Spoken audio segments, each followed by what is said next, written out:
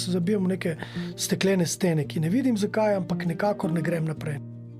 Če ti si eno stvar postaviš, pa v njo ne verjameš, je to res izguba cajta.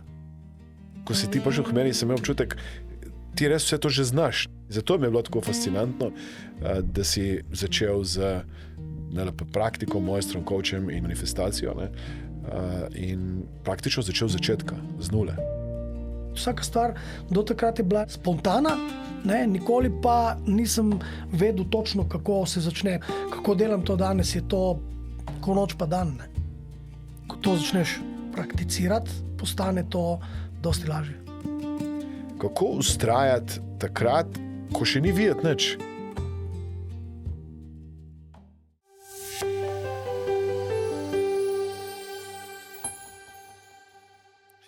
Lep pozdrav, dobrodošli v novi epizodi našega podcasta Strategije odličnosti.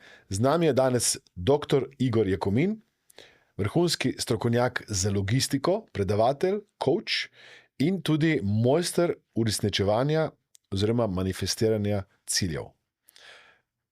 Igor, dobrodošel. Hvala za povabilo. Kaj misliš, da je skrivnost uresničevanja ciljev?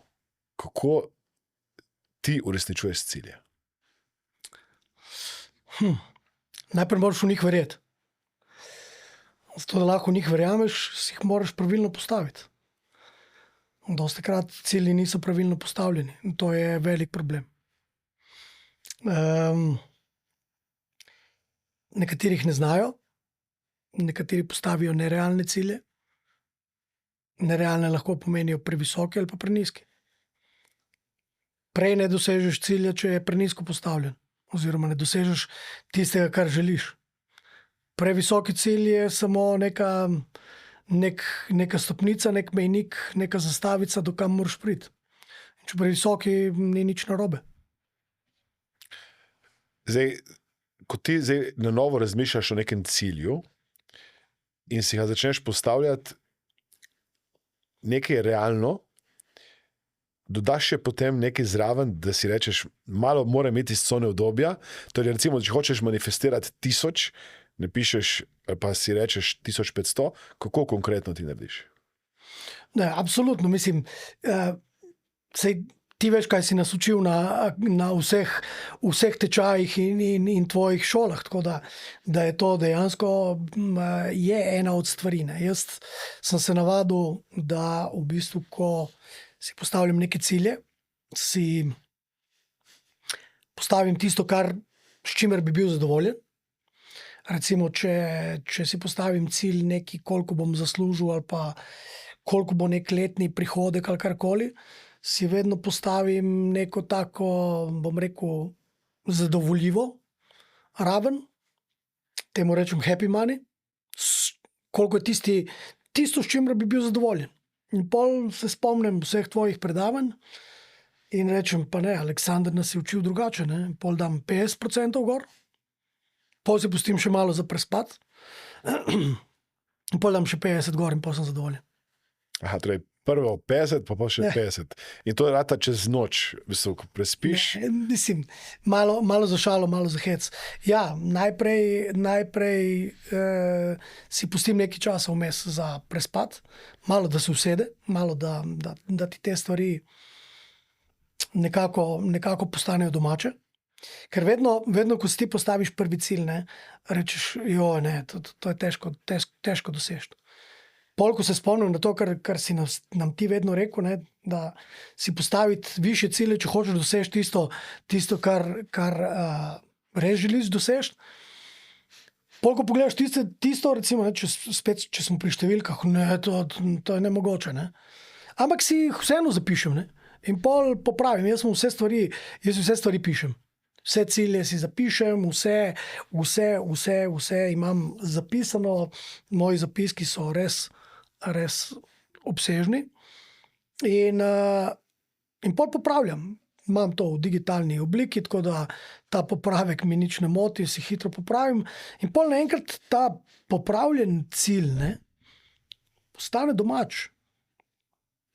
Ok, takrat pol rabiš za prespat, Ko ti postane domačka, še enkrat zvišiš. Ne? Še enkrat postaviš še en mejnik više, še eno mejo, gremo še bolj gor. Ne? In pol nekako tako vedno naredim v teh 3 fazah. Ko cilje pišeš, ne pišeš kakšno emocijo zraven, kako se boš potem počutil, ali je to samo neka merljiva oblika, to in to bom manifestiral, ali pa to in to bom uresničil do tega in tega datuma. Ja, zdaj bi mogel odgovoriti v 2 delih. Ne? Kaj je bilo nekoč, pa kaj je danes. Nekoč, takrat, ko sem začel s tem, z manifestacijo, pa pol NLP-jem in tako naprej, takrat je bilo pač neko posebno življenjsko obdobje in takrat sem rabil zraven dati tudi emocije. In sem rabil vse te stvari, prav, da sem videl, kako se bom počutil in tako naprej. Danes v bistvu mi to prije samoumevno. Danes v bistvu mi ni treba več dajati truda v to, ker avtomatično so te stvari postale nekako spontane, samoumevne in to pride sproti. Če primerjam to, kar je bilo takrat, kako sem delal to takrat, pa kako delam to danes, je to ko noč pa dan. Ne? To je bistvena razlika. Je pa res, da ko enkrat to začneš delati in ko to začneš prakticirati, postane to, ne bom rekel rutina, ker ne sme postati rutina, ampak postane dosti lažje. V čem je bilo tisto obdobje posebno zate? Posebno je bilo zaradi tega, ker sem v bistvu imel občutek, da nikakor ne dosegam svojih ciljev, da nimam uspehov, da ne uspem v tistem, kar si želim. In v bistvu to je bil nekako signal, da moram določene stvari spremeniti in začeti verjeti v tiste stvari, v katere si zastavim. Nisem imel toliko zaupanja, ne da ga nisem imel, ampak ne toliko. Ugotovil sem, da moram nekatere stvari spremeniti. In to je bil nekako ta povod. Imel sem občutek, da se zabijam, kot da se zabijam v neke steklene stene, ki ne vidim zakaj, ampak nekakor ne grem naprej. Ne? In ko sem ugotovil, da nekaj rabim, takrat se dobro spomniš, kako sem prišel k tebi. In potem sem začel te stvari resno prakticirati. In ta bom rekel, obdobje v življenju je bilo zanimivo. Zanimivo predvsem, ker ogromno stvari spremeniš. Ogromno stvari začneš delati na sebi.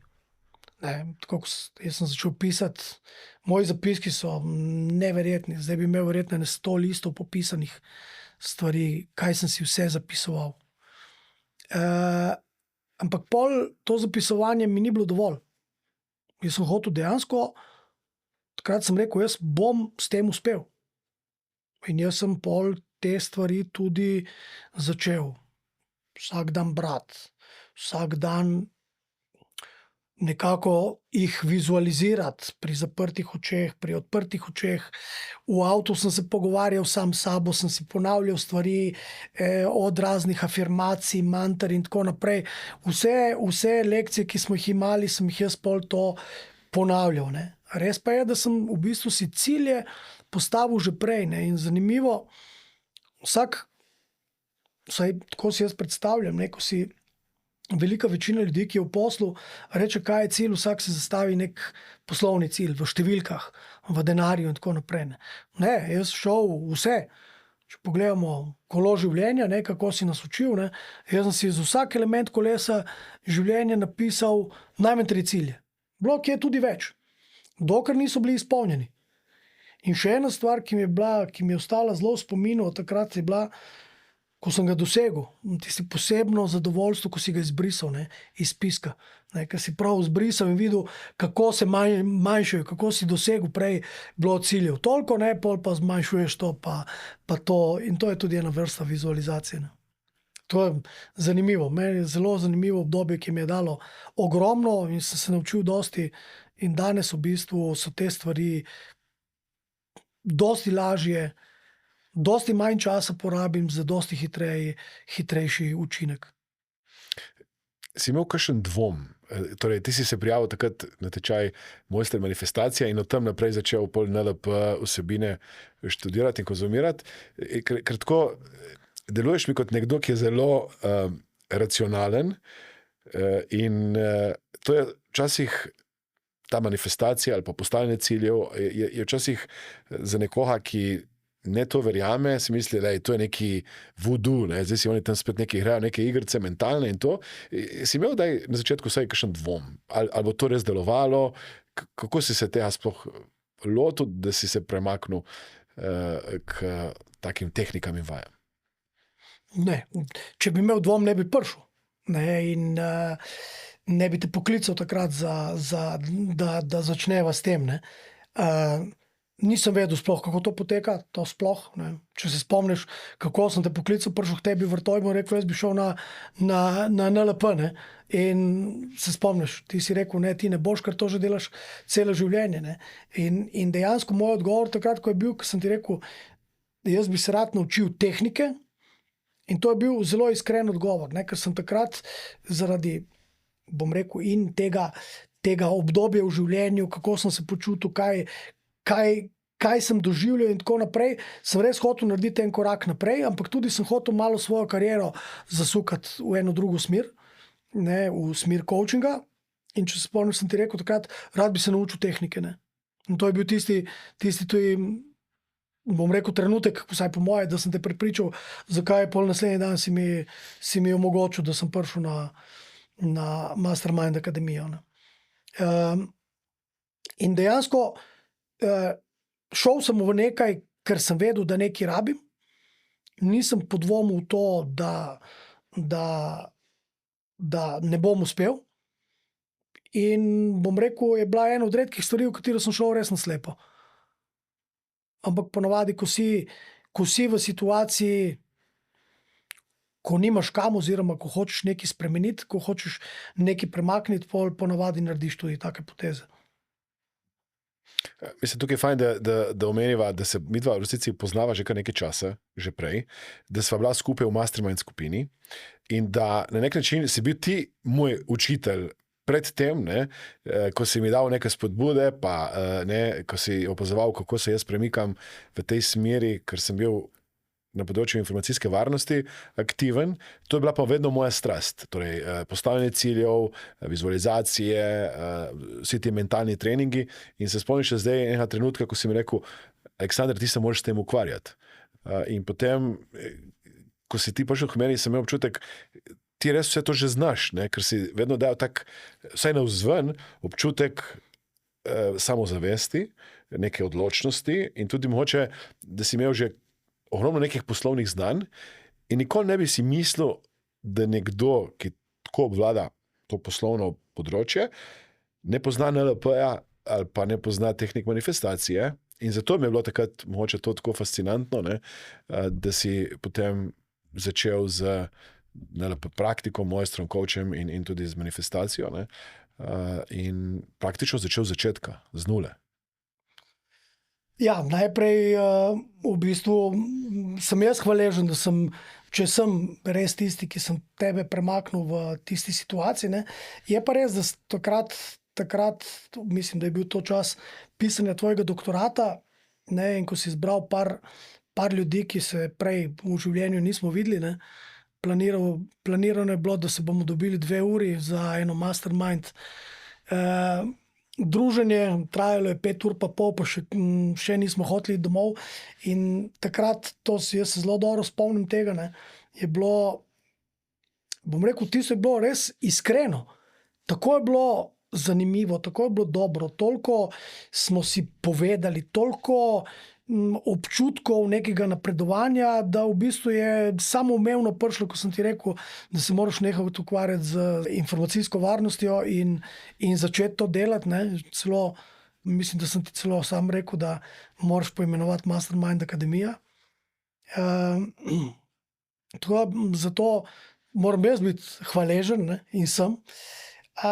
To, da pa v bistvu to, kar si v bistvu pol rekel, ne, da sem jaz to nekako počel, ampak je karkoli sem počel na tem področju, sem delal brez nobenega znanja, ampak vse tisto, kar se mi je zdelo instinktivno.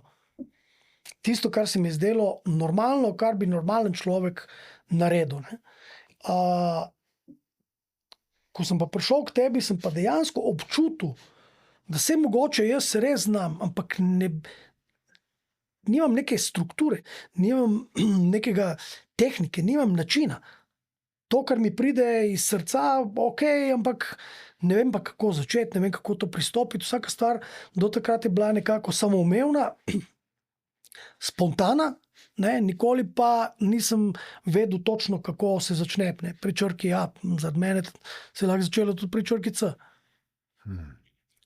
Zdaj, ko govoriva, je fajn, da dava kakšen nasvet, torej cel kup dobrih stvari sva že naši publiki dala, ne, vendar deva reči, torej prvo je to, kar si rekel ti, ne pišite si cilje, ponavljajte cilje, vizualizirajte cilje, dajte emocije zraven in tudi to, kar sva že midva počela na začetku, imejte svojo mastermind skupino, to je skupina ljudi, ki vas navdihuje, povezuje in tudi spodbuja, da gre naprej. In imejte tudi neko strukturo. Torej, struktura je koristna, če nekdo želi ustvariti nek rezultat, manifestirati, rabi imeti neko zaporedje, kako ne začne in tako naprej.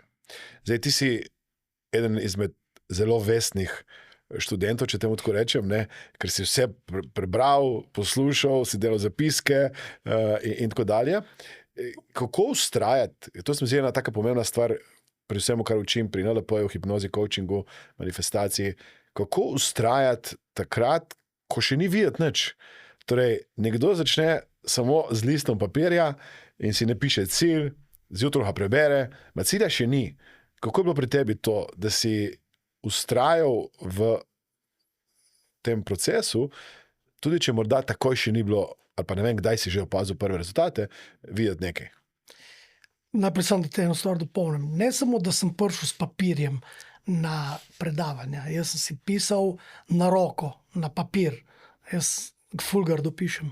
Jaz sem si to pol še pretipkal doma. Jaz imam vsa predavanja pretipkana. Ampak je razlog, zakaj? Zato, ker s pisanjem jaz v bistvu imam neko vajo, neko tehniko ponavljanja. Jaz za vsako stvar, ko se pripravim, jo najprej v glavi, polje pa napišem. In to je tudi en način vizualiziranja. Da ti v bistvu tekst, ki ga imaš v mislih, ga spraviš na papir in ga vidiš v celoti. To je ena od stvari, ki mi ogromno koristi. Drugo, to, kar bo tvoje vprašanje. Je bilo predvsem, da sem si te stvari zapisal in res začel od prvega dne ponavljati, zato ker sem verjel v to. In ti v stvari, ki jih delaš, moraš verjeti. In verjeti toliko časa, dokler se ne realizirajo. Ker če obupaš prej, še slabše pa je, da si neko stvar zadaš, pa ne verjameš v njo. Ta je usojena na propad od samega začetka. Ti lahko bereš te cilje, pa ne verjameš v njih, ti lahko bereš celo življenje, pa se ne bojo zgodili. Če pa ti verjameš, iskreno verjameš v to, pol je stvar popolnoma drugačna. Prej ali slej pridejo. Se pol nekatere sploh ne vidiš, da so že prišli, pa pol čez nekaj časa, pa si to sem že dosegel, ne? Vse to in to se zgodi. Jaz moram reči, da sem pri tem imel tudi, ker sem verjel v to. Zakaj sem verjel, ne me vprašati, ne vem. Mogoče zato, ker sem to rabil. Ampak bilo je res, meni je bilo takrat v tistem momentu to in samo to. Jaz sem zjutraj porabil uro, pa zvečer uro. Jaz sem resno cilje, zahvaljeval se, izkazoval hvaležnost, na pol meditiral, ponavljal stvari, mantro, tako kot sem ti rekel prej. In tega je bilo ogromno. Ne? In jaz bom dal na svet, ne? Tisto, kar ti cel čas ponavljaš, bom jaz dal drugim slušateljem. Ne? Delajte tisto, kar v bistvu čutiš, da ti koristi. Niso vsa tvoja predavanja koristna za vsakega vse. Ampak vsak vzame ven tisto, kar mu rabi. Jaz priznam, jaz se določenih stvari iz vseh tečajev, ki sem jih delal pri tebi, ne spomnim vsega. Se pa zelo dobro spomnim, da sem potegnil ven točno tiste stvari, ki sem mislil, da jih rabim, ali pa nisem se še zavedal, da jih rabim. In sem jih zelo dobro ukomponiral v sebe. In to je za me najboljša formula. No, se jaz doskrat poudarjam to, kar si rekel. Ne? Jaz kuham in vsak vzame tisto jed, kar mu paše v tistem trenutku. Ne? In tudi pri tehnikah. Teh tehnik je toliko. Če nekdo vzame eno tehniko in jo vsak dan implementira, je potem njegova investicija časa, denarja, energije povrnjena. Ker v bistvu ljudje doskrat imajo to misel, jaz moram vse konzumirati. In v praksi to ni tako, v življenju ni tako. Mi ne moramo, ko prijemo nekam v neko restauracijo pojesti vse, kar oni imajo, temveč pojemo to, kar v tem trenutku potrebujemo, ali pa čutimo, da nam bo najbolj koristno ali pa najbolj všečno. Ja. Pa še eno stvar, če lahko dodam tle. Veš, dosti krat, še posebej, če delaš tako, kot smo mi takrat pri tebi, ne, da si šel vse postopoma, NLP praktik in tako naprej, mojster, coach. In to je ogromno znanja naenkrat. Ampak to so tiste igre, pol zavest, podzavest in tako naprej, ne o temu malo kaj zapovedati. Ja, v bistvu znanje nekje ostane noter. Tako je. V tem trenutku lahko ne veš točno, kam bi ga dal in kar naenkrat pride neka povezava, kako to lahko v praksi uporabiš v svojem življenju. Ne? Ena stvar se mi je zgodila meni osebno in opažam, da se to včasih dogaja študentom prav pri uresničevanju ciljev, manifestiranju, in to je, da jaz se spomnim leta 2006, ko je prišel film The Secret ven, na podlagi katera sem jaz potem začel se učiti o manifestiranju, spoznal večino teh ljudi v tem filmu tudi v živo. Ne? In neverjetno sem takrat 2007, 2008, to se sliši že tako daljč, neverjetno dobro sem manifestiral. Se mi je zdelo, wow, to je čudež. Pa potem se mi je začel dogajati, da sem v nekem trenutku se spraševal, a bo to še delovalo, ker je tako dobro zdaj. Ne? Prije kdaj pri tebi ta dvom, ker to je ena pomembna stvar, ki bi rad, da naučiva vse, ki naj danes poslušajo, ne? Da ne smejo po neki dobri manifestaciji, ko dobijo, ne vem, k temu rečemo včasih tudi tako imenovan jojo efekt, ne? En korak naprej, en korak nazaj, en korak naprej, en korak nazaj. Ne smejo potem uničiti to z nekimi strahovi ali pa nekimi pomisleki, kaj pa, če to ne bo delovalo zdaj več naprej, ker sem že toliko dobrega manifestiral ali pa manifestirala v tem trenutku. Ja, absolutno ne smeš obupati. Ne? In še posebej ne smeš se pustiti nekim negativnim emocijam oziroma negativnemu čustvenemu stanju, da bi te vodil v to, ker te bo avtomatično te bo odpeljal tam, kjer te ne sme. Ne? Zdaj, kako priti do tega, tle spet recepta ni. Ne? Jaz lahko samo spet na svojem primeru povem. Ne? Ta želja mora biti tako močna, da kljub temu, da vse te misli, v bistvu ti moraš biti močnejši, da jih odženeš. Ne? Ja, dosegel sem 5 od 15 ciljev, ostalo mi je še 10, zdaj verjetno se mi to ne bo zgodilo. To se ti non-stop vrti po glavi. Ne, če sem si to dal, grem do konca. In bom za teh 10 ciljev stal, manifestiral, ponavljal, bral, pisal, karkoli delam, karkoli sem izbral kot tisto svojo najboljšo vajo, ne, bom to počel še naprej. Ne, in se veš, ti moraš znati odgnati vse tiste glasove od zadaj, ki ti govorijo tle od zadaj, da ne boš uspel in tako naprej. Ne. Mi smo res človeško bitje zelo veliki fenomeni. Ne. Mi v glavah lahko naredimo čuda. Čuda škode. Predvsem. Sami sebi. Ne drugim. Najprej sami sebi, pol seveda. To je drugim, ampak. Ja, s tem podarjaš to, kar doskrat rečemo, da človek je sam sebi največji sovražnik. Absolutno. Torej, mi sabotiramo svoj uspeh. Nihče drugi nas ne more ustaviti, če se mi sami ne ustavimo. Absolutno. Mi sami, ni drugega, ki nam želi toliko slabo kot naši možgani nam. To je logično. In točno s takimi stvarmi se v bistvu ti učiš v življenju se s tem spopadati in te stvari v bistvu preprečevati. Dosti krat slišim, ne, joj, bogi, ta ne more to pa to. Ne vem, če se vedno strinjam s tem, da je bogi, pa da ne more. Bog je zato, ker ne zna drugače, ker ne pozna tehnik. Da pa ne more, lahko vsak. Kolikokrat smo bili priča tudi na predavanjih o raznih šampionih, ki nimajo istih danosti kot vsak človek. Se spomniš, koliko gostov si nam pripeljal? Ne. Ja. Ljudje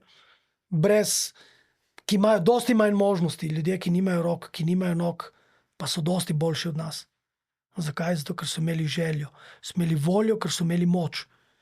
In ki so rekli, bom to naredil. Ne pa v bistvu niso pa nikoli padli oziroma se zlomili oziroma pod pritiskom tega, da so drugačni, da so v podrejenem položaju. In taki ljudje bi mogli biti vsem v vzgled. No, to spet podarjava to, kar je fajn, da si tudi ostali, ki naj jo poslušajo, gledajo, ne, še posebej zapomnijo, ne, torej, da omejitve so samo v njihovih glavah in vedno, ko se čutijo, da nekaj ne morejo, ne pogledajo nekoga, ti si dal primer recimo Nika Vujčiča ali pa recimo eden zanimiv primer je Markos, to je eden prostovolec, tako kot jaz pri Toniju Robbinsu, ne pogledajo nekoga, ki še z večjimi omejitvami je dosegel bistveno več, kot bi sami radi dosegli. Torej, vsaka omejitev, ki jo nekdo ima v sebi, torej nimam časa, denarja, ne vem česa, ne, vse se da rešiti. Ne znam, vse se da rešiti, vse se da naučiti, vse se da premakniti naprej. Ko oseba neha igrati vlogo žrtve, se neha smiriti sama sebi, da je Boga, se neha v bistvu vrteti v tem začaranem krogu, ker vedno je to, ko nekdo nekoga drugega obtožuje za svojo lastno situacijo, ker doskrat se meni zgodi, recimo, da nekdo pride k nam in reče, Aleksandar, mene partner ne podpira, mene partnerka ne podpira, več sem prestara, nimam izobrazbe, pa ne znam angleško, pa ne vem, neki izgovor ima oseba, da potem ne naredi naslednjega koraka. In vedno poudarjam, ali boste na koncu dosegli rezultat, ali pa boste imeli še vedno ta isti izgovor. Torej, odločitev je zmeraj v samem posamezniku. Kdorkoli pravi, da je nekaj nemogoče, je lahko za njega res, dokler to verjame.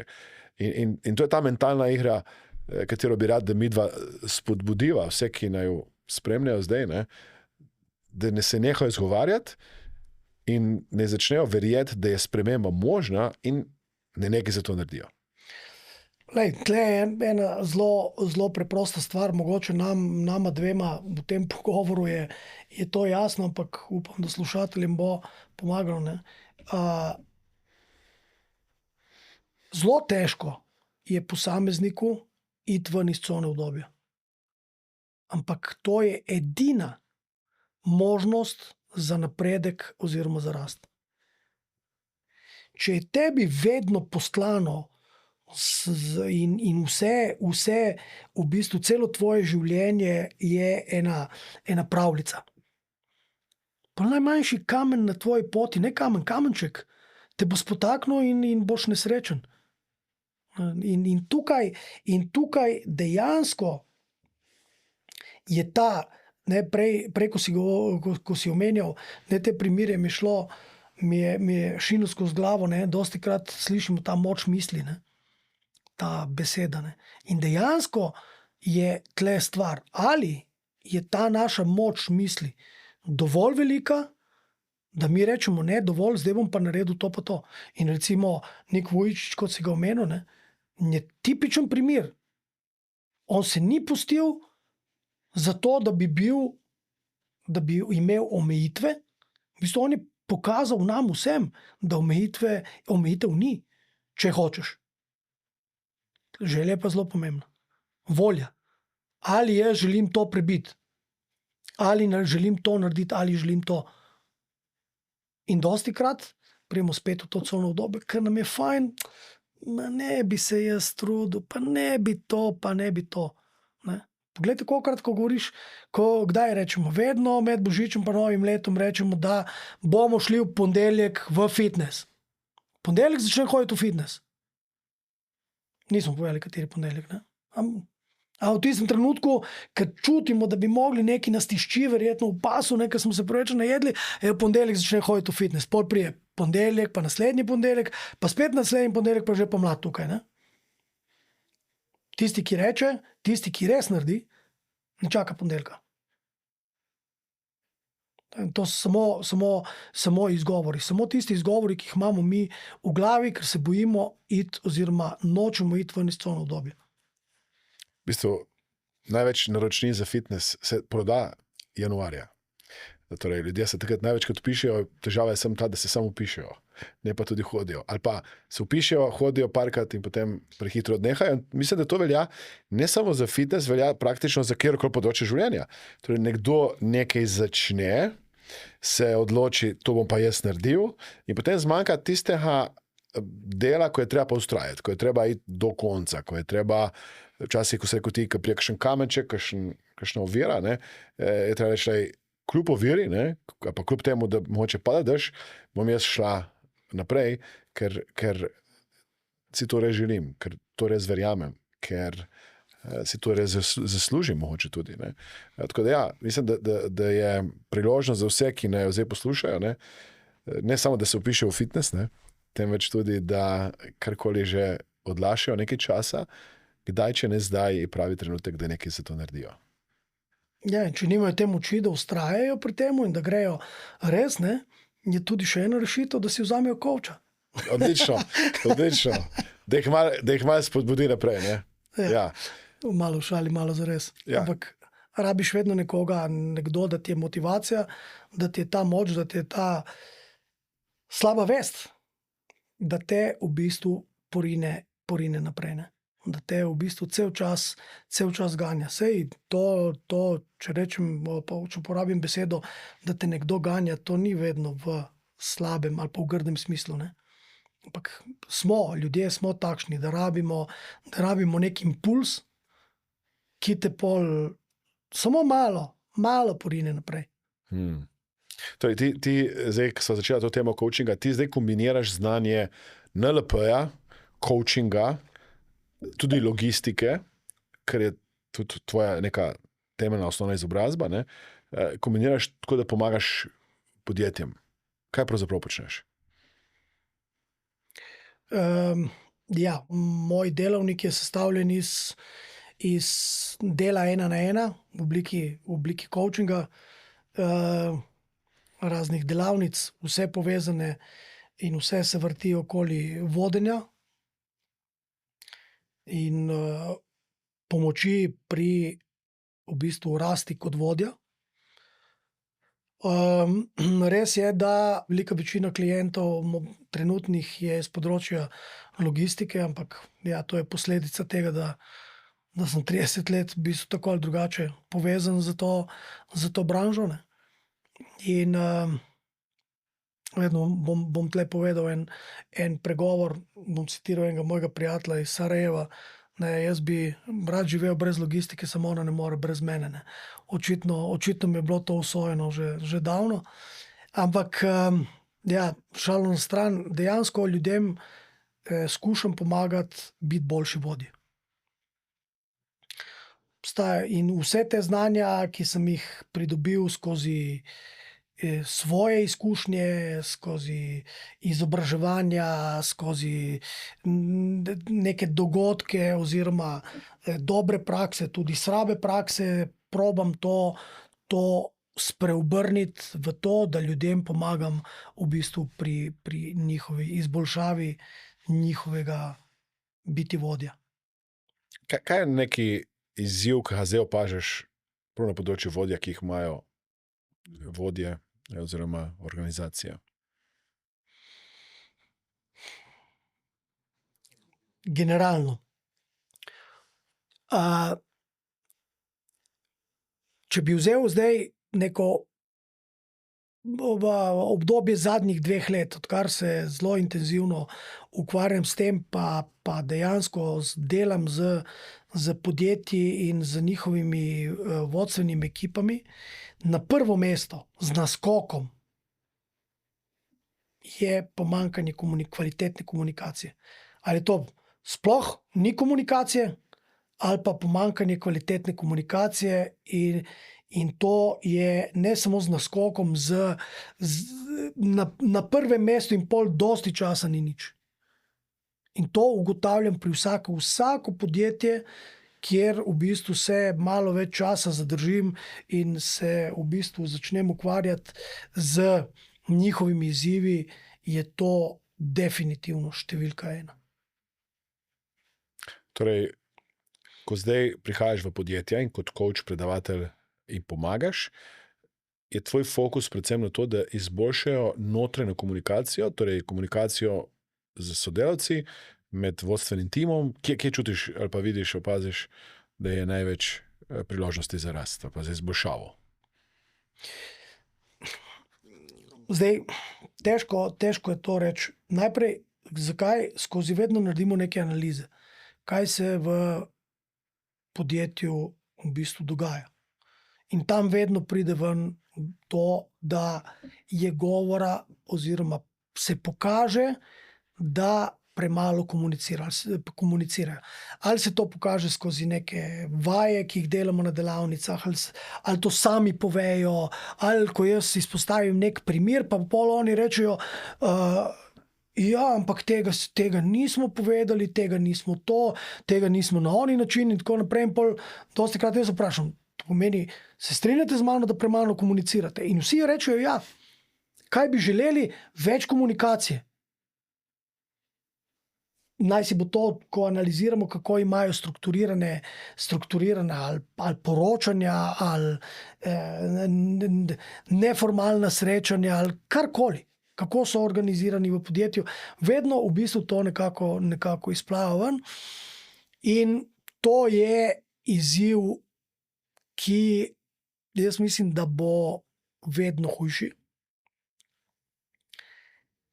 Ker vedno manj smo navajeni se usesti, tako kot v starih časih, pogovoriti, mogoče tudi kakšno neformalno stvar, mogoče tudi kakšno osebno stvar podeliti in tako naprej. Danes vse preko nekega medija komuniciramo. Danes mi emocije ne pokažemo, mi damo emotikona. Je postal način življenja, način delovanja je postal popolnoma drugačen. In to je tisti problem. Zato sem prepričan, da bo komuniciranje, pristno, iskreno, pravo komuniciranje bil vedno večji problem v podjetjih. In ja, prej si me vprašal, da tudi skozi svoje delavnice pomagamo v bistvu pri tem, da izboljšujemo način komunikacije. Da se učimo, kako komunicirati. Ker to je neko področje, ki ga nobena šola ne nauči. To pomeni, nekdo, ki danes postane vodja, dostikrat nima neke formalne komunikacije ali pa nekega znanja, kako formalno komunicirati, ne? Temveč se uči na podlagi nekih zgledov in tako naprej. In če oseba nima dobrega zgleda, če nima nekih dobrih praks, ki bi jih prej videla ali pa spoznala, potem se uči na poskusih in napakah. In to včasih lahko ti poskusi in napake stanejo podjetje precej dosti denarja in tudi mogoče izgubo nekih dobrih sodelavcev, ekipe, slabe volje, klime in tako. Ena stvar je zelo pomembna, ne? Eni si rekel, da nimajo zgleda, eni niso bili naučeni. Dostikrat se zgodi tudi to, ljudje v bistvu naravno napredujejo. Podjetje raste, ti si prišel v podjetje pred 30 leti kot prvi ali pa eden od prvih zaposlenih, tako si rastel si z delom, nisi pa rastel z znanjem. In si se v bistvu vodenja priučil, nekateri pa niti to ne. In danes vidimo, recimo na teh delavnicah, ki jih izvajam po podjetjih, da v bistvu jim primanjkuje tega znanja. Še bolj recimo v podjetjih, ko so družinska podjetja. Tam lahko dodamo še problemov še na vse to. In ljudje dejansko nimajo se kje naučiti, oziroma se naučijo na napačen način. In več, kot ti nalagaš, slabše je. Pol prideš nekam, da ne gre več dalje, ni več rešitve. In takrat pol ponavadi tudi poiščejo, sami priznajo, rečejo, ok, ne gre nam več, a lahko pomagaš.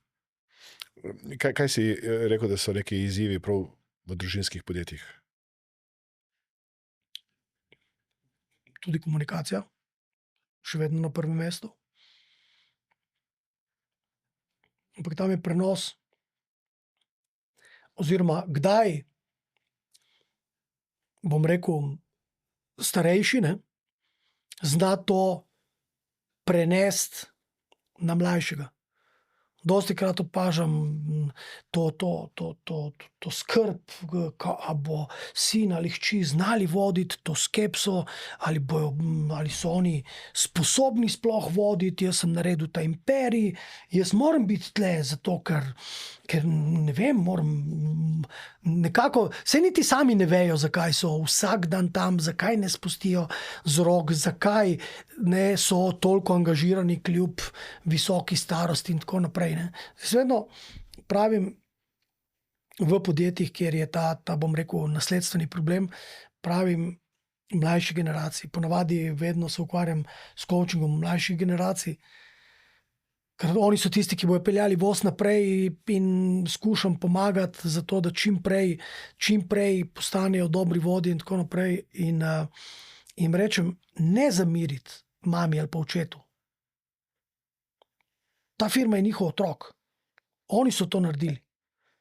In za njih ne bo ta firma nikoli dovolj dobro vodena. Samo to vas ne sme vršiti iz tira. Ker pač je kako oni gledajo na vas, tako gledajo na podjetje. On ima, če je to edini otrok, on ima 2 otroka. Ima njega in ima DO, ima podjetje, ima pravno osebo. In moram reči, da mlade generacije, če se jim pravilno to predstavi, znajo to relativno dobro razumeti. Ali je lahko sobivanje, če, bom rekel, starejša generacija ne dojame problema njihove prisotnosti, njihovega početja, to je pol drugo.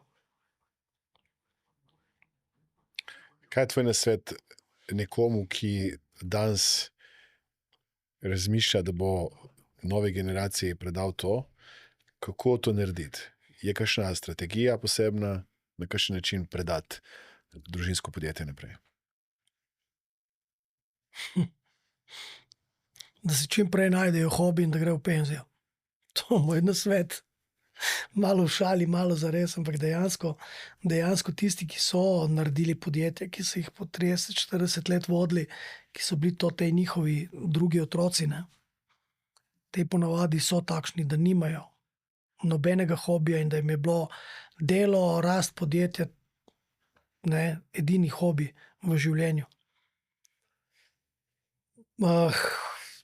Dostikrat se zgodi, da smo mi kakršnekoli nasvete damo, so pač prazne črke na papirju, ker ne pomaga. Žal. In nasvet je, če ste v družinskem podjetju, čim prej začnite razmišljati, ne ko boste ušli v penzijo, ampak čim prej, kako boste prenesli na druge. Poslušal sem kar nekaj dobrih primerov, ampak teh je malo. Teh je izjemno malo in Meni je, bom rekel, všeč, da zadnja leta, predvsem v zadnjih 2 letih, sem imel priložnost na raznih srečanjih oziroma konferencah poslušati primere dobrih praks, kako je ena generacija prenesla to na drugo, tako naprej. In pri vseh je skoraj bila ista stvar, ne? Isti moment, isti motiv, isto je bilo, ne? Da se je generacija, ki je predala, ko je to naredila, tudi fizično umaknila. Dostikrat imel sem en primer enkrat na enem dopustu, sem v bistvu govoril z enim gospodom, ki je v bistvu imel oziroma ima družinsko podjetje, ne? In je rekel, joj, nimam naslednikov, ne, pravih, tisto, kar imamo, 2 sta bila, v bistvu 2 solastnika, ne, se takih primerov je kar dosti, da sta v bistvu 2 ustanovila podjetje, recimo pred 30-40 leti, in vodila to in ponavadi 2 najboljša prijatelja ali pa poročne priče ali pa sošolci, take kombinacije, ne. In ponavadi prijo pol v čas, ko bi mogli iti v penzijo tudi istočasno, ne. No, in ta gospod mi je razlagal v bistvu, da nimajo pravega naslednika. Oba pa sem rekel, ok, zakaj niste razmišljali že uspešno podjetje, zakaj ne razmišljate o prodaji? Ja, ne, vseeno pa pravi, boljše je imeti dividende, ne. In prišli so do enega kompromisa in dejansko ona 2 sta bila pa vzorna, bom rekel, primera. Ona 2 sta se oba na isti dan umaknila in pustila proste roke novi direktorci, ne. Nova direktorica pa ni bila dorasla vodenju tega podjetja in se je ukvarjala z nekim oddelkom, z nekim delom podjetja, s katerim se je prej ukvarjala, se je ukvarjala še naprej in vse ostalo je stagniralo. In sta se mogla po enem letu za nekaj časa vrniti nazaj, da sta v bistvu pol nekako to sestavila v neko zgodbo, da je spet to začelo delovati, ne. Sta tudi ona 2 najdla neko svojo napol svetovalno funkcijo notri, ne. Ampak je takih primerov dosti, ne. Ta recimo mi je ostal v glavi, ker celo zdaj, ko pomislim, moram se malo spet slišati z njim, da mi pove, kakšen napredek so naredili na tem področju, ne. In to so problemi.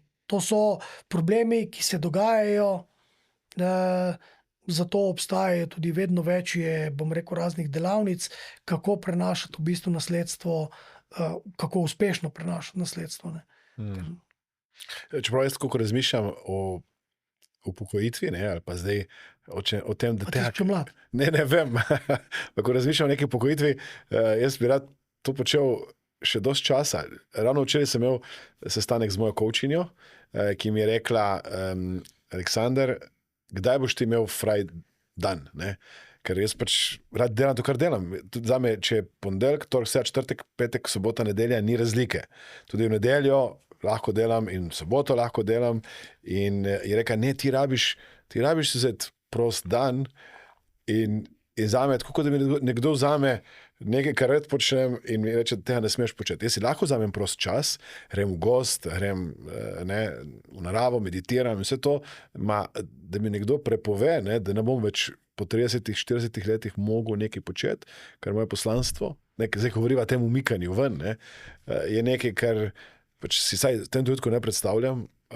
In naš gost tudi v podcastu v preteklosti, Božo Dimnik, je v eni priložnosti dejal, da njegovi prijatelji, ki so hiteli v penzijo, pač jih ni več. Torej, da človek mora ostati fizično in mentalno aktiven. Mi imamo tečajnike, ki hodijo k nam, kar nekaj 80-letnikov imamo, ki so se odločili, da bojo še naprej se izobraževali, ker bi radi možgansko bili aktivni, ne? In ti zdaj govoriš pa, lej, umakam se, ne? Nič ne delaj več, ali pa ne greš v penzijo, ne? Mislim, samo to feedback mogoče na to, kar si rekel prej. Jaz razumem razumem in eno in drugo stran. Jaz sem tudi deloholik, meni sobota ali pa nedelja je isto kot dan med tednom. Ni razlike. Jaz sem še to bom rekel, nevarnost ali pa slabo stran, da imam pisarno doma. Tako da v bistvu meni je, preživim veliko večino časa, če nisem kje v podjetjih, ga preživim tam. Ampak to je moj način življenja in jaz, tako kot ti, si ne morem zamisliti, da bi mi nekdo rekel, grem v penzijo. Zame je, ko to rečem, je ta luksus, da si lahko privoščim, da rečem, danes bom pa počel nekaj, kar imam rad. Ne? Danes ne bom šel na coaching ali pa na svetovanje ali pa ne bom imel te delavnice, ne? Ampak ne vem, danes grem na golf, lepo vreme in grem igrati golf. In to je zame. To je zame ta, bom rekel, bolj kot penzija, to je svoboda. Golf. Jaz sem pred leti že, to kar nekaj let nazaj, kupil palce, bil navdušen in sem šel 2krat probati in sem prodal palce. Torej golf me ni povlekel, mogoče tudi nisem imel dobrega učitelja, mentorja in smo bili 4 podjetniki, ki smo se nekako usklajevali, kdaj bomo šli in se nismo mogli zmeniti. Vedno je nekdo ta termin manjkal, drug termin manjkal in ne vem, tako raje hodim, ko je pes z mano in grem po nekih poteh, ker tam se mi zdi, da se skoraj ne premikam. Ali pa je to šport, ki ti vzame energijo, si fizično dosta aktiven. Daj povej mi, kaj je v golfu, no? Viš, lepo si rekel, tebe ni potegnilo, ne? Jaz, ko sem prvič videl na enem igrišču 25 let nazaj nekoga, ki je igral, sem rekel, to me zanima. In mi več kot 10 let ni šlo. Veš, kaj pomeni, da mi ni šlo? Jaz sem delal vse možne kompenzacije, ti pri golfu ne smeš nič kompenzirati. Nekaj, če ti gre udarec v desno, ne smeš se ti premakniti v levo, pa ti moraš se naučiti pravilno, ravno točne. 10-15 let delal razne kompenzacije, vse, kar ne bi smel. Sam zato sem igral. Sam zato sem to počel. Tam nisem rabil vizualizacije, tam sem videl, sem rekel, to je to. Ljubezen na prvi pogled in učitelji in vadbišča in igrati in podržijo in tako naprej. Ne? Pred kratkim sem bil na enem 10-dnevnem dopustu, golf dopustu. Od 10 dni igranja je bilo 9 v zelo močnem dežju. Ampak sem igral do konca. Tam ni bilo treba ne coacha, ne motivatorja, ne nič, bila motivacija dovolj dobra. Je pa res, da je to šport, ki ali te prevzame, ali te ne prevzame. Ne? Če razumeš, da igraš sam proti sebi, ne pa proti drugemu, ok, ti si narediš pol, kako igraš, ko si z nekom, ne? Ampak ponovadi to igraš z ljudmi, s katerimi se fajn razumeš, s katerimi ti je prijetno biti. Igraš proti samemu sebi. Ti imaš svoj handicap, nek svoj sistem, nek svoj točkovalnik, s kolikimi udarci moraš priti do konca igrišča. In pol veš, ali si bil boljši od sebe, ali si bil slabši od sebe. Lahko ga igraš sam, lahko ga igraš v maksimalno 4. Lahko hodiš, lahko se voziš, vse. Praviš fizična aktivnost. Jaz v povprečju na igrišču od 18 lukenj porabim med 1800 pa 2200 kalorij. Zdaj si pa zračunaj, če je to naporno. Prehodiš 10, 12, 13 kilometrov, cel čas mahaš za sabo vlečeš torbo, ki ni lahka, sicer je na vozičku, ampak to porivaš, hodiš gor, dol, po ravnem in tako naprej. To je recimo neka bilanca.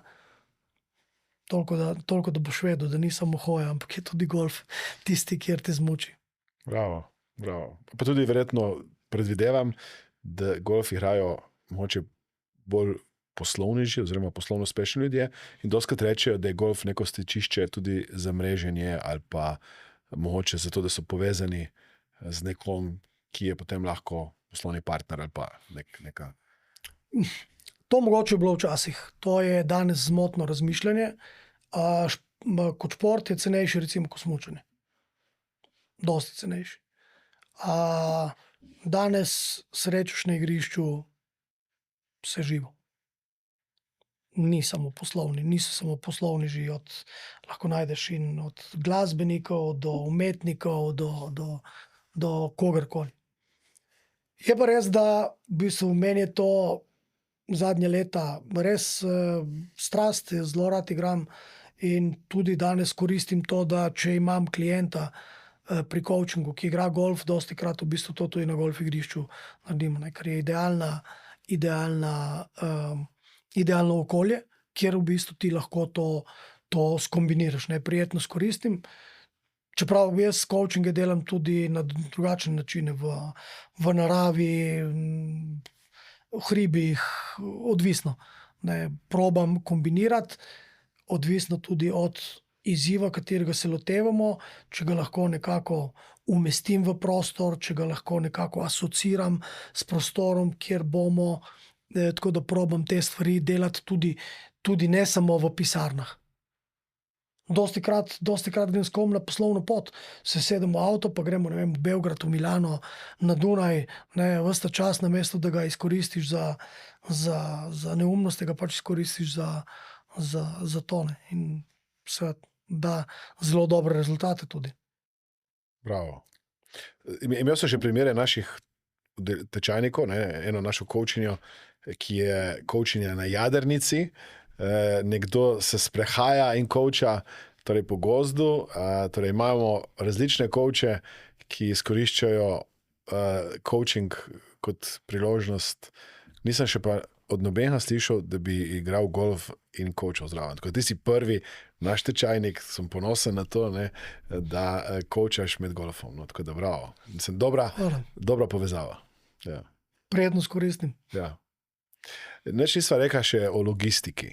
To je tvoje področje, tvoja strast že od samega začetka. Ne. Sem ti rekel, jaz bi rad živel brez nje, samo ona ne more brez mene. Aha, ja, tako. Ja. Tako. Ja, to je tisto, ker mi iščemo nišo, ali pa niša išče nas. Ne? Tako. In tebe logistika skozi išče. Ne? Tako. Ti bi rad se je rešil, ona te vabi znova in znova. Igor, pridi nazaj v logistiko. Me ne spusti. Te ne spusti. Ne. Kako se je tvoja ljubezen do logistike začela? Kaj pa vem, nekako se je zgodilo. Kaj pa vem, na srednjo šolo sem hodil na Pomorsko, že takrat sem bil povezan z morjem, pa ta moja ljubezen do morja, nekako je bilo to samoumevno. Sicer po vojski sem šel študirati pravo, ker sem imel popolnoma neke druge ambicije v življenju in želje. Zanimivo. Moja želja, sem imel samo eno stvar, kar sem si želel, in to so bile, da bi šel na ekonomijo in to smer finance. In nisem šel zaradi enega strahu, in to je bila matematika, to je bila neka rak rana iz srednje šole. In samo zaradi tega nisem šel. In potem sem iskal, kako bom to kompenziral. In nekako pol se je skombiniralo, da je najboljša smer mednarodno pravo v Trstu, in pol bi lahko še živel doma, super, v coni udobja, vsako jutro se zapelješ v Trst in tam lepo 2 uri na predavanje, na kosilo, Italian way of living in super. In normalni rezultati so bili 0 izpitov narejenih, po prvem letniku, tudi po vseh izpitnih rokih, in pol je bil čas treznitve. Ta strah pred matematiko je bil tako velik, da pač sem rekel, da jaz še en fiasko na ekonomijo ne grem. In mi je ostala edina možnost, da grem na takrat še višjo Pomorsko, smer v bistvu transport. In pol sem tam nekako staršem obljubil, da bom končal tudi visoko, prej ali slej. In hvala Bogu se mi je poklopilo, da ko sem končal 2 leti, je začel 3. letnik, tako sem pol nadaljeval na tej in tudi tam diplomiral. Spet sem hotel zbežati iz tega, pa sem šel delati magisterij iz menedžmenta. In pol je nekako takrat že sem začel delati na Intereuropi, pa pol United Parcel Service. pa v bistvu sem čisto poslovno zabredel v logistiko, čeprav na začetku nisem začel s tem, ampak pot me je peljala tja. In pol nekako mi je prišla tudi ta želja po tem, da bi šel na univerzo, ampak tam si mogel imeti doktorat. In pojavila se mi ena možnost, da grem kot asistent. Vmes sem upisal doktorat, nisem mogel upisati tistega, kar sem jaz želel, zato ker bi imel preveč dodatnih izpitov, pa tudi v bistvu moral bi narediti drugače. Moral bi iti v en letnik in narediti cel letnik, nisem se mogel upisati direktno na doktorat. In potem sem našel pač varianto, da grem delati v bistvu eno stvar, ki me je zanimala takrat iz dela, ki sem ga počel, iz distribucije v Zagrebu. In tam so mi šli toliko na roko, da vse izpite, sicer sem mogel 8 izpitov narediti, ampak ni bilo treba, da hodim na predavanje, ampak ko sem bil pripravljen za en izpit, dali so mi takšen kup gradiva, predelaj, ko si pripravljen, pridi. Ne? Takrat ni bilo ChatGPT-ja, da bi te pripravil, da bi predelal tiste knjige. Sem mogel res vse prebrati. Ampak ok, ta način dela mi je bil ok, in pol sem rekel, ok, nič, grem na to, in sem pač doktoriral še iz logistike, iz distribucije, iz distribucijskih centrov. In pol se mi je pojavila ta možnost na fakulteti in tako te nekako eno z drugim, eno z drugim, pol to pa razna podjetja, pa svoje podjetje, 1, 2 in tako naprej. In tako je 30 let mimo. Tako je, ne. Ja. Čeprav razumem, je bila neka ljubezen po sili razmer. Ne nujno, da bi si rekel, v to sem se zaljubil in to bom zdaj počel, temveč te dejansko peljala korak za korakom ta pot v logistiko. In mogoče deva še to, kar nisem več rekel o temu, za lajke, vsaj zame je logistika, kamion, vlak, mogoče še letalo. Sem prav zadev, a je to neko širše področje? Ja, bom najprej drugo te odgovor. Dostikrat vsi, ko rečeš beseda logistika, vsak pomisli kamion, CO2 izpusti, kolone in tako naprej. Dejansko je pa dosti več. Govorimo o premikanju blaga, govorimo o premikanju ljudi. Noben ne pomisli na to. Pa še eno stvar. Ko govorimo o logistiki, govorimo o tem, da mi v času premikanja blaga po celi zemeljski obli pridemo do tega, da se blago v toku pripravi za končnega kupca točno tako, kot ga bo končni kupec bil pripravljen kupiti, da bo dal denar za to, da ga bo kupil. Logistika poskrbi tudi za to, da je blago pravočasno pri kupcu, da je v takšni količini, kot hoče kupec, da je čim ceneje. Zato, ker mi takoj začnemo pihati, mi nekaj bi naročili po internetu, v nekem e-commerceu, mi bi hoteli to, da je naslednji dan. In to, da je zastonj, seveda. Noben pa ne pomisli to, da to dela zunanji izvajalec, ki nima veze z internetu trgovino. Tam smo pripravljeni plačati 500 evrov. Ampak 5 evrov za dostava, to pa ne. Seveda, zahtevam pa, da nam prinese domov, normalno. In ob uri, ko smo mi doma. Ampak 5 evrov je preveč. To. In tega se noben ne zaveda. Res pa je, da v bistvu mi še se premalo zavedamo do te mere, kar sem jaz danes govoril. V razvitih državah. V razvitih državah ti prinesejo, na Kitajskem sem doživel, ko ti prinesejo v bistvu, ti naročiš, ali pa v Koreji, ti naročiš, ko čakaš na metro, naročiš stvari iz trgovine. Namesto da grem, mi smo navajeni iti v trgovino, katerokoli pač pri nas je, in greš, voziček, nakupiš, neseš domov. V razvitem svetu ni več tega. Ti na metro postaji, naročiš, poklikaš, karkoli, in ko priješ domov, ti nekdo pozvoni na vrata in ti prinese 2 vrečki mleka, kruha, čokolade in tako naprej. To pa noben ne pomisli, da je logistika stoji za tem. Tako si rekel zdaj nekaj, kar me malo presenetilo, ne? V razvitem svetu. To pomeni, da... Logistično razvitem. Logistično. Torej Logistično razvitem. Slovenija bi rekel, da ni logistično razvit svet. Smo še daleč. Lahko bi bila dosti bolj. Naravne danosti imamo. Ja. Želje pa ne. Ena stvar, ki mene moti, ne, in doskrat se jezim na to temo, je, da stojim v kolonah. Avtocesta Postojna Ljubljana je bila narejena leta 70, se mi zdi, takrat nekje okrog. Ne. In v vsem tem času, ne, zdaj govorimo skoraj 60 letih, ne, se ni kaj bistveno razširila, da bi zdaj imel namesto 2 pasa na vsaki strani 3 pa 4 celo. Ne. In mi smo sicer dobili vrneno en delček vinjete, ne, za to, ker smo stali v kolonah. Jaz mislim, da je strošek, ki si ga doskrat ne zavedamo, bistveno večji. Ne. Torej strošek izgubljenega časa, nekdo, ki se vozi recimo v službo, namesto uro se vozi 2 uri in potem spet domov 2 uri, to je lahko 2 uri, ki bi jih lahko uporabil za šport, za igranje golfa, da bi se boš počutil. Ne. Torej, kako ti gledaš na ta logistični izziv, ki ima Slovenija dosti velik? No. Najprej, ko si omenil avtocesto, ne?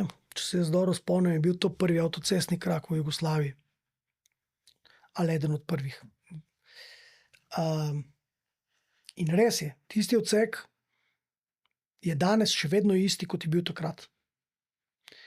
Število avtomobilov je poraslo za ne vem koliko krat. 8-krat več registriranih avtomobilov imamo zdaj kot takrat. To sem se pogledal številko, ko sem se pripravil. No, takrat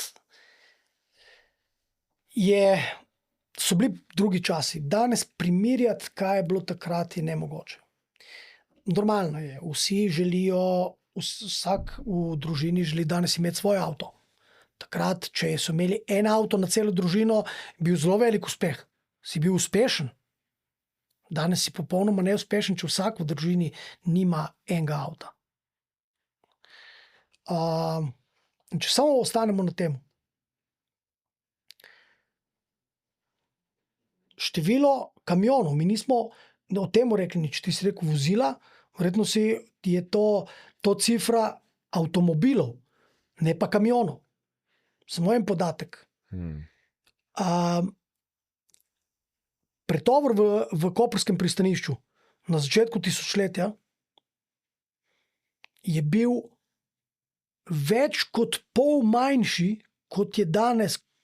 2025 smo krepko čez 20 milijonov ton, 2000 je bilo pod 10. Okay? Avtoceste se niso nič spremenile. Dimenzioniranje avtocestnih kapacitet ni popolnoma nič drugačno. To, ko si omenil avtocesto Postojna, Razdrto, Postojna, je popolnoma isti. To pomeni, tako kot je bil v začetku 70 let dimenzioniran, takšen je še danes. Takrat verjetno je bilo prazno vse, da si srečal kakšen avto, je bilo že čudo. Lej, avto na avtocesti. Takrat ni bilo nič, takrat ni bilo odstavnih, ni bilo počivališč, ni bilo odstavnih pasov, ni bilo benzinskih. Ne, danes, torej, govorimo o 2 popolnoma različnih obdobjih. Drugo, kar pa je problem, je to, da v bistvu dimenzioniranje avtocest. Mi smo začeli z gradnjo avtocestnega križa in dokončanje vse tistega, kar ni bilo, odkar smo postali samostojni kot država po začetku 90 let. Takrat se je začelo. Od tega je minilo 30 let. Kapacitete, dimenzije avtocest so popolnoma iste. Število avtomobilov, sem povedal samo primer, koprskega pristanišča, se je pretovor podvojil. To pomeni, ta pretovor je mogel nekam iti in se je prevalil na naše ceste. Tudi na železnice, ampak tudi na ceste. In to danes mi vse opazimo. Stoj danes so te gneče, je ta, bom rekel, zelo gost promet in nenehni problemi, ki se pojavljajo okoli tega. ti si bil, mislim, zdaj, da ne bova sam gledala, kaj je izziv, ti si bil državni sekretar. Ja. In takrat bi lahko rekel, dajmo narediti 3 pasovnico, 4 pasovnico. Bi lahko dal, kako to, da recimo nek strokovnjak, tako kot ti, ali pa tudi nek drugi strokovnjak, ki pride na podobno ministrstvo za tabo, pa pred tabo, mislim, vsi opazijo kolono, vejo, da se ljudje jezijo, noben pa ne da predloga, dajmo zdaj povečati pretočnost.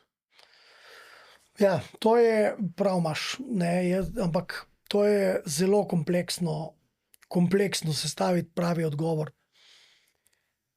Da, prideš na ministrstvo, daš ta predlog in naletiš na gluha ušesa, takoj, ko gre ideja ven iz tvojega ministrstva. Vse postane bolj pomembno, samo logistika. O logistiki sploh, da začneš govoriti o logistiki, že tako te vsi čudno gledajo, ker ne razumejo, kaj to pomeni. Ne? Mi smo imeli program Slovenija, logistična platforma za srednjo in jugovzhodno Evropo.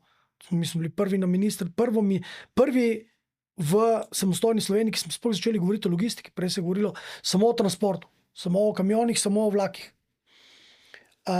Ampak ni v tem problem. Problem je v tem, da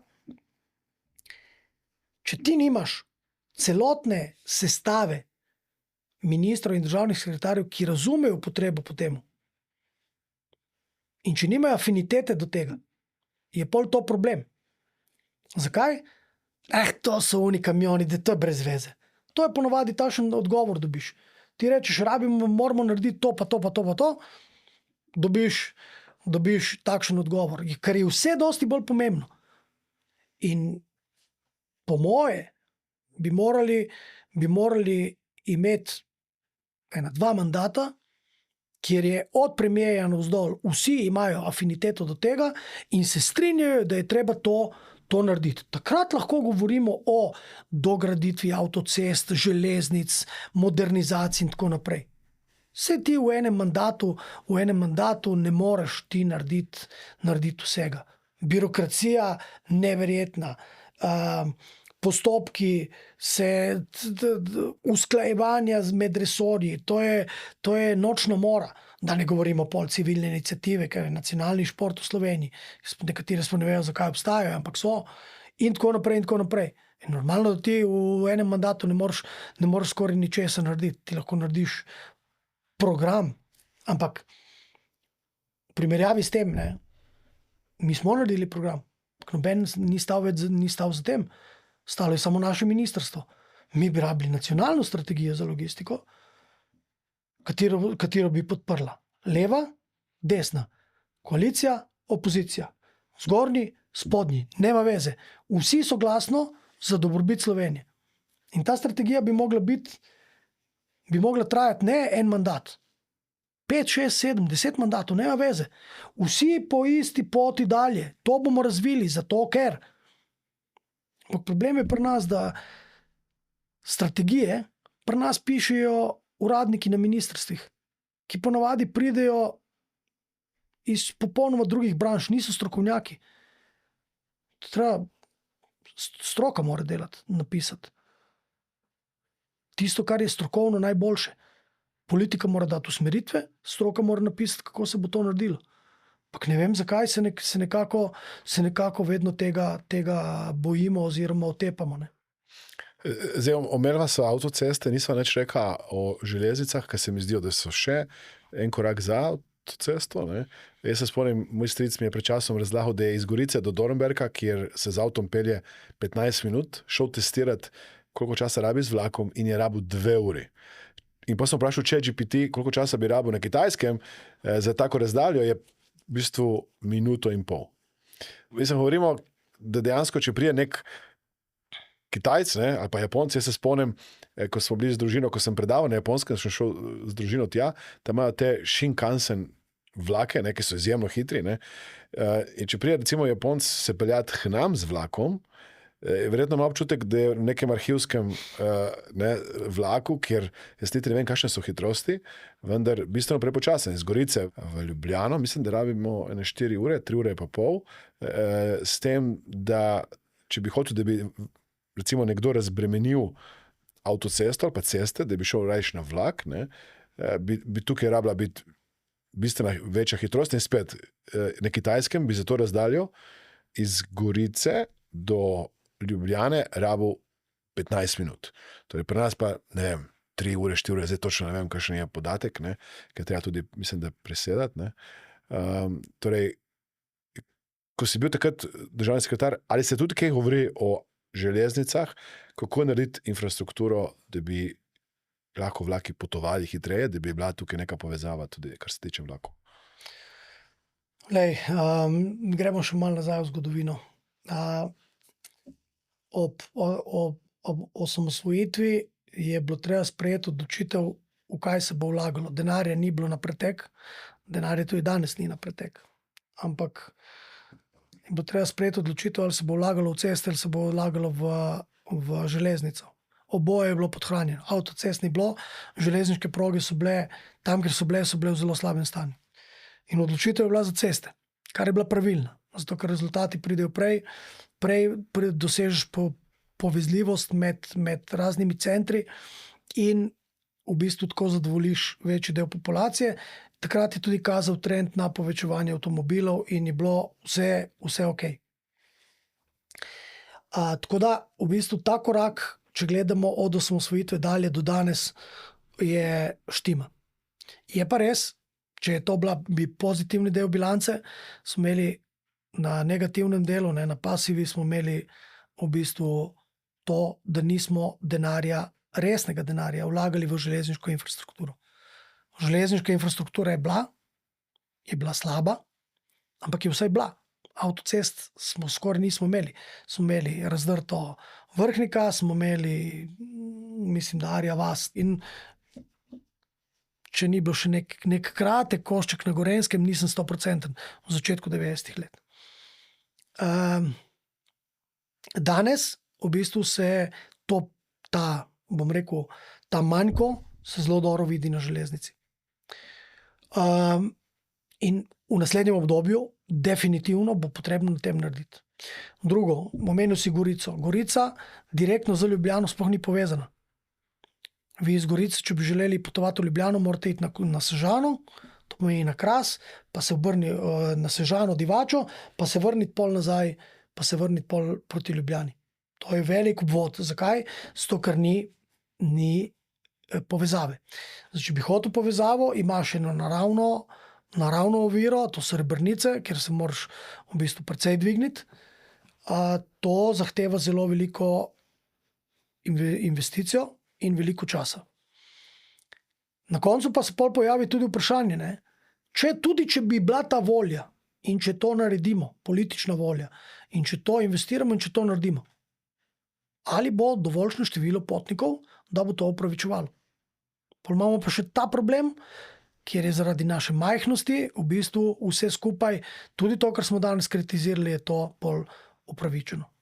In tukaj vedno, ko ti sprejemaš te odločitve, je tukaj treba v bistvu imati v obzir tudi to. Seveda, jaz ko nisem v politiki, jaz vedno pizdim, pardon izrazu, na temo, ampak takrat nisem smel. Ne.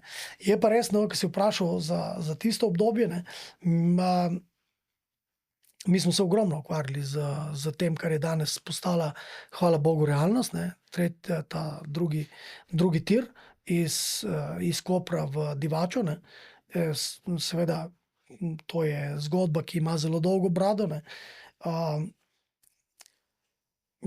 Nekako 30 let že tako ali drugače od začetnih idej in pogovorov do vsega.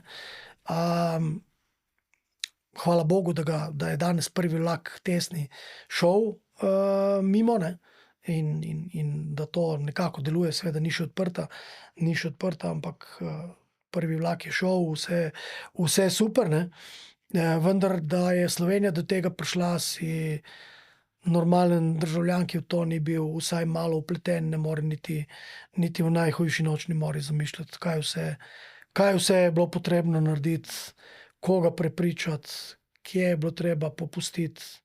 To so kar veliki projekti. In če pri vsaki taki stvari je potrebno toliko napora, kot je za to, pol nažalost bom mogel priznati, da še dosti časa ne bo infrastruktura zadovoljiva. Ena stvar si mi rekel pred časom, da ko si bil državni sekretar, da si bil v stiku z Darsom, da dejansko, ko so nekaj popravili na avtocesti, da ni bilo gradbišč vse povsod, torej eno strategijo ste imeli takrat dobro, ki bi jo veljala moče tudi sedaj upeljati, da ste odprli en del avtoceste, ga popravili in šele potem odprli neko drugo gradbišče. Zakaj je to pomembno z vidika logistike in pretočnosti? Ja, takrat smo v bistvu v pogovoru z Darsom dosegli to, da Dars ni brezglavo odpiral gradbišč po nepotrebnem, ampak smo v bistvu dosegli to, da je bilo na enem kraku lahko naenkrat odprto samo eno gradbišče. To je bil naš ukrep. Ne bom zdaj sodil, ali so zdajšnji ukrepi boljši ali slabši. To naj vsak sam presodi.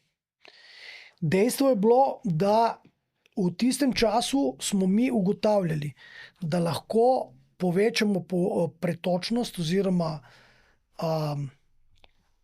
promet na avtocestah, če imaš odprto samo eno gradbišče. Mi je vseeno, ali je dolgo kilometer ali 5. Vendar zožanje naj bo na enem kraku samo enkrat. Pri veliki obremenitvi ceste, pri veliki gostoti prometa, če ti v bistvu zapreš en pas,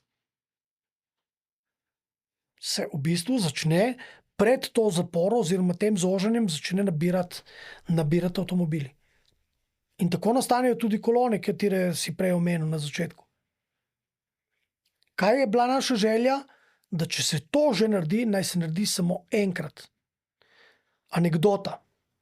Lansko leto sem imel enega klienta v Mariboru in sem vsakih 14 dni hodil v Maribor. Iz Obale v Maribor. Enkrat sem imel res polno glavo vsega. Sem naštel 9 gradbišč. Od začetka avtoceste v Kopru do Maribora 9 gradbišč. To ni normalno. Normalno je, da traja pot toliko časa. Poglejte v Avstriji. V Avstriji je zelo jasno. Eno gradbišče sicer je dolgo, ampak eno in konec. Očitno to deluje.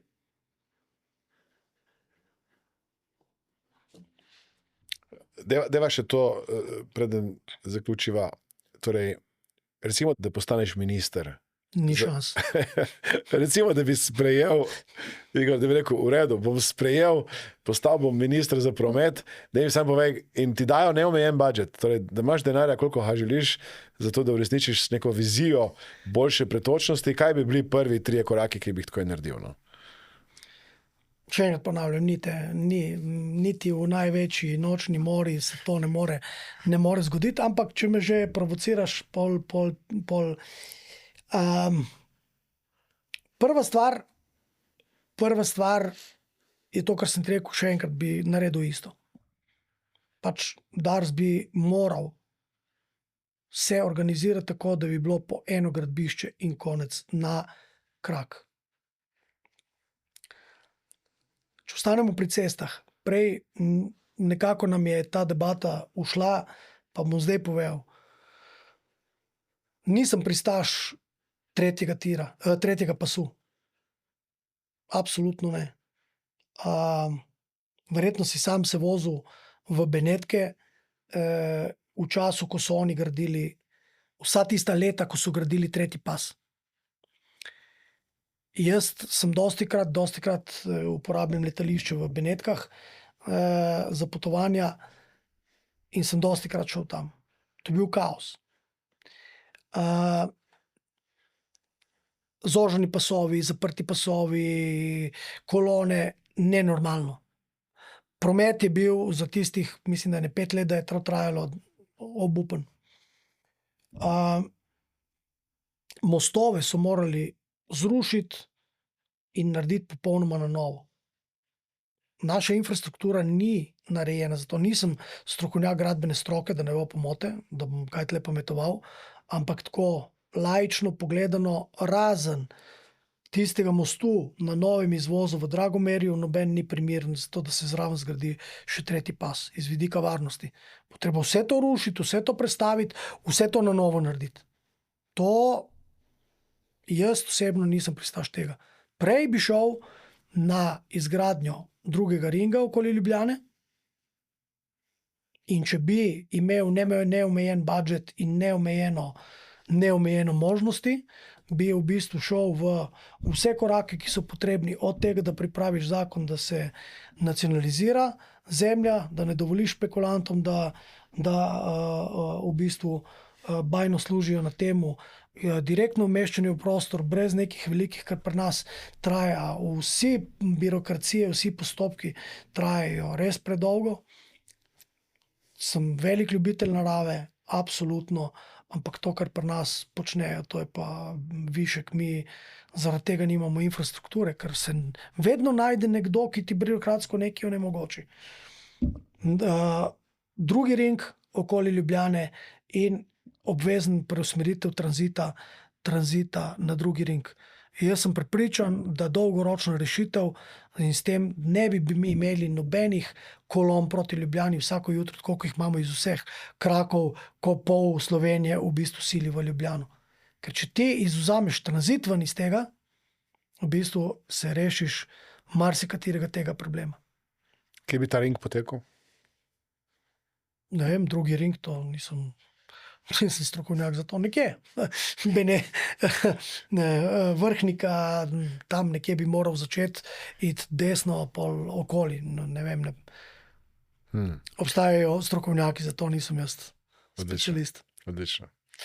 Zdaj, omenil si prej Benetke, jaz letim res pogosto z Benetk in moram priznati, da je bilo res to zahtevno obdobje, je pa zdaj pretočnost neverjetna. Torej, zdaj, ko se peljem Benetke, je pač nisem doživel še, moram potrkati zastojev in je očitno ta investicija sem izplačila na nek način. Deva še zaključek o manifestiranju. Torej, rekla sva, da si odličen v manifestaciji, da si ogromno stvari manifestiral. Nisva pa povedala, kaj so bile tvoje začetne manifestacije, da spodbudiva vse, ki naj jo poslušajo, da bodo tudi oni sami manifestirali. Vem, da si manifestiral Teslo, je tako? Ja. Torej, Tesla je bila ena manifestacija, kariera, torej službo oziroma ne posel, kjer ti je dal točno določen zaslužek, ki si ja napisal. Ja. Dej se malo pohvali s temi manifestacijami.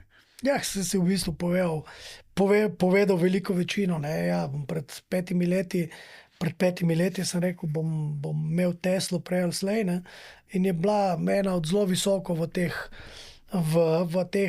ciljih, in v bistvu še par mesecev pa bo 5 let, odkar jo imam in jo bom mogel že zamenjati za drugo. Ampak moraš biti, če pa pogledam recimo od danes 6 let nazaj, se mi je zdelo popolnoma nemogoče, da so to samo sanje, ki ne bojo nikoli izpolnjene, ali pa 7 let nazaj.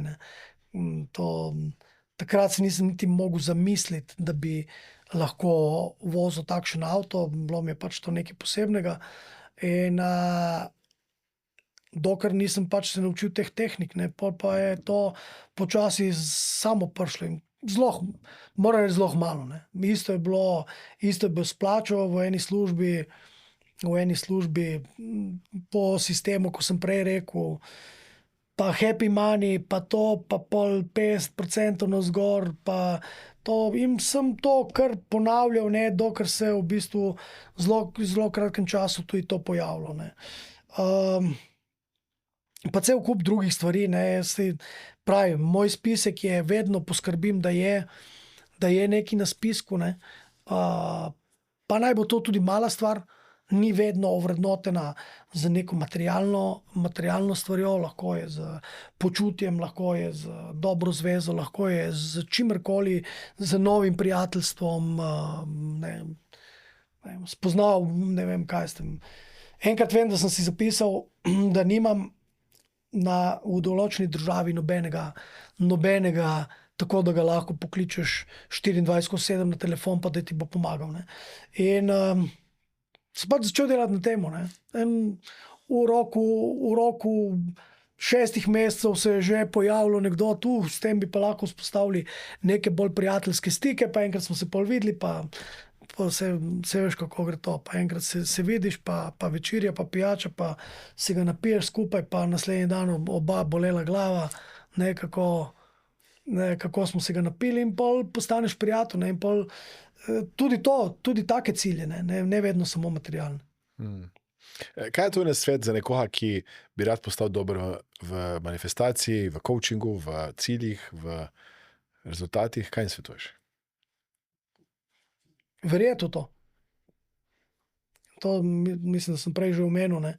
Če ti si eno stvar postaviš, pa v njo ne verjameš, je to res izguba cajta. In je prepričanje, da boš to, kar si zadal, tudi dosegel, je ključnega pomena. Kako boš prišel do tega? To bo pol prišlo. To se pol sestavijo sami koraki. Mogoče na začetku moraš več razmišljati o tem, več delati, več postavljati. Če je potrebno risati, riši.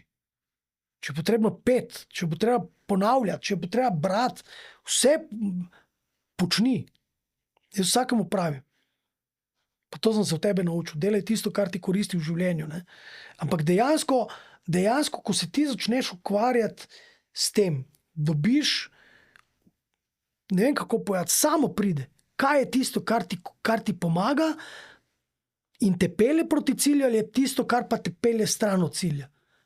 Opaziš. Tudi prej si me vprašal o ciljih, kako sem jih opazil. Nekatere se mogoče tudi takoj ne zaveš prvi dan. Dosežeš nek cilj, pa se ga ne zavedaš. Pa pol v razmišljanju. Jaz recimo dosti v avtu razmišljam. Včasih sem si dal kakšno tako bolj umirjeno glasbo. Danes si dam ono, kar poslušam. Tisto, kar mi paše. Me sploh ne vrže stira. Ušesa, da delajo eno, pa muzika, ko poslušam, ni glih mirna, misli so pa popolnoma druge. In tudi s tem si pomagam do vsega tega, kar so danes govorila. Bravo. Kaj je tvoj nasvet za nekoga, ki bi rad se prijavil na naše delavnice, postal mentor, coach, NLP znanja, osvojil manifestacijo? Jaz ne bom dal nasvet, jaz sem vprašal, kaj še čakajo. Jaz bi to naredil. Jaz, ko sem rabil, sem te poklical in to isti dan in celo prišel do tebe v Vrtojbo. Zdaj ni treba, smo v digitalni dobi. Dovolj, da se prijavijo. Ne čakati. Do it. Just do it. Just do it. Ja. Čakaj, nisem več rekel, vem, da imaš čudovito družino, imaš, čeprav razumem, 2 hčerki, je tako? Ja. Torej si blaže med ženami. Tako je. Ja. Če bi recimo jutri umrl in bi vedel, kaj bi bilo tvoje sporočilo tvojim družini, to je ženi, hčerkama? Mislim, ne bom umrl, nimam še namena, ni še v planu, ne? Nič, da jih imam rad. Daj jim še nek nasvet za življenje. Že toliko sem jih dal, da je težko, ampak delajte tisto, kar najrajši delate in verjemite v to, kar počnete. Je še kakšno vprašanje, ki ti ga nisem postavil, pa je bilo dobro, da ti ga postavim? Ti meni.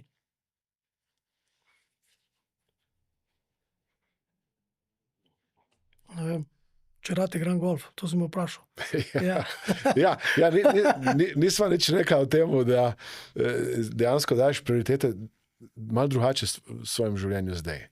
Torej imaš cilj, koliko si želiš zaslužiti v enem letu in potem tam zaključiš, da lahko imaš dovolj časa zase, za družino, za golf in tako.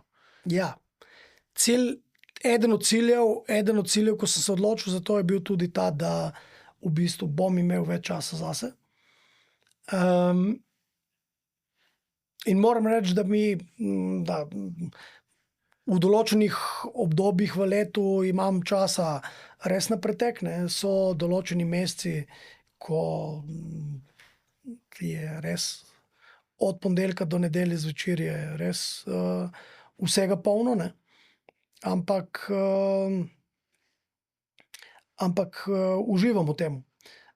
To, kar si pa rekel, ja, nekako jaz si na začetku leta postavim cilj. Si naredim, tako kot v podjetjih, si naredim tudi zase. Ne.